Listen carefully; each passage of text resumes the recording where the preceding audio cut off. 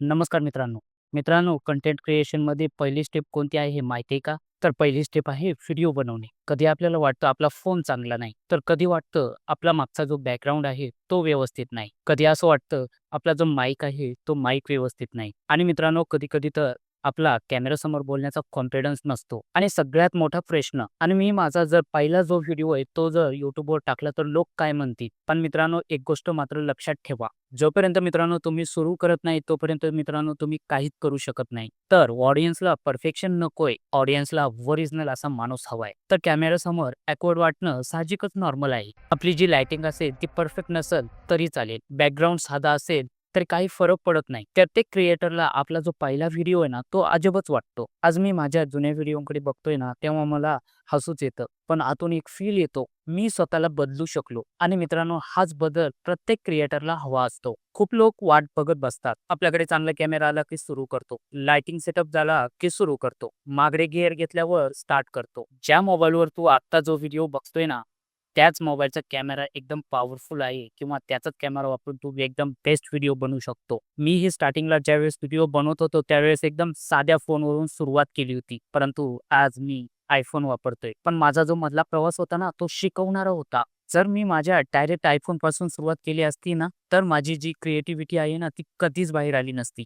First व्हिडिओसाठी फक्त 3 गोष्टी लागतात. एक आहे लाईट. घरामध्ये लाईट नसेल तर बाहेर शूट करा, जे की मी आता शूट करतोय अशा पद्धतीनं. छत असेल, बाल्कनी असेल, नॅचरल लाईटमध्ये शूट करा.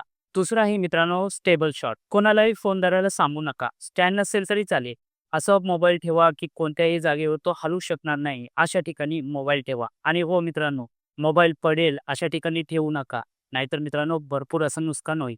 तिसरं आहे आपला जो ऑडिओ आहे तो ऑडिओ. माईक नसेल तरी चालेल. तुमचा जो फोन आहे ना तो फोन जरा जवळ ठेवून बोललं तरी चालेल. फोन जितका जवळ तितका आवाज क्लिअर येतो. आता नंतर आपला पॉइंट येतो तो म्हणजे फर्स्ट व्हिडिओमध्ये काय बोलायचं. जो आहे ना मित्रांनो पहिला व्हिडिओ असा कॉम्प्लिकेटेड करू नका. फक्त 3 प्रश्नांची उत्तरं द्या. तू कोण आहेस? तू इतर लोकांना काय शेअर करणार आहे? प्रत्येकाला तू सांगतोय त्यातून काय फायदा होणार आहे? तर एक एक्झाम्पल. हाय, माझं नाव गोडे किसन आणि तुम्ही बघत आहात रिअल स्टोरी आर्ट हे यूट्यूब चॅनल. आणि माझ्या चॅनलवर तुम्हाला व्हिडिओ एडिटिंग तसेच सिनेमॅटिक आयडिया तसेच मित्रांनो काही छोटे-मोठे ट्रॅव्हल्स व्हिडिओ बघायला भेटणार आहे. इतकं पुरेसं आहे. आणि तुम्ही थोडंसं आजूबाजूचं थोडंसं तुम्ही तुमचं ज्या चॅनलवरती किंवा तुमचं जे चॅनल आहे ना त्याच्यावरती थोडंसं एक्सप्लेन करा. नंतर आहे शूटिंग प्रोसेस. कॅमेरा ऑन करा आणि बोलायला सुरुवात करा. पहिल्यांदा चुका होतील, चालतील. आजही मित्रांनो माझ्याकडून खूप साऱ्या चुका होतात. चूक झाली की मित्रांनो मी पुढं हे बघा इथं चूक झाली. चूक झाली की मित्रांनो मी पुन्हा-पुन्हा परत बघतो. हीच तर खरी प्रोसेस आहे मित्रांनो. आणि मित्रांनो एक गोष्ट मात्र लक्षात ठेवा. पहिली जी तुमची रेकॉर्डिंग आहे ना, ती कधीच डिलीट करू नका.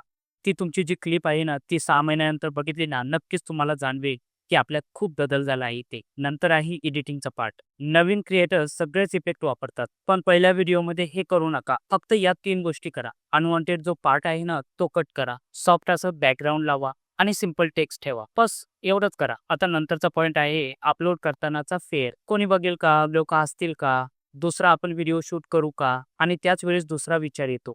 हा व्हिडिओच आपण डिलीट करून टाकूयात. पण मित्रांनो, डोळे बंद करा आणि तुमचा जो पहिला व्हिडिओ ना, तो ऑन द स्पॉट एकदम अपलोड करून टाका. नंतर आणि शेवटचा पॉइंट आहे रिॲलिटी चेक. तुम्हाला तर माहिती आहे पहिला व्हिडिओ कधीच परफेक्ट नसतो. जर मित्रांनो कुणाचा जर तुम्ही पहिला व्हिडिओ बघत असाल, तर मित्रांनो त्याचा जर प्रो व्हिडिओ दिसत असेल, तर मित्रांनो असं समजून जायचं की त्याचा हा पहिला व्हिडिओ अजिबात नाहीये. तर तो कुठेतरी काम करून आलाय किंवा मित्रांनो त्याचा थोडासा व्हिडिओ बनवण्याचा अनुभव त्याला स्वतःला आहे. तर मित्रांनो कॉन्फिडन्स आणि कनेक्शन हे आपल्याला काही वेळेनंतरच येत असतं. ओके.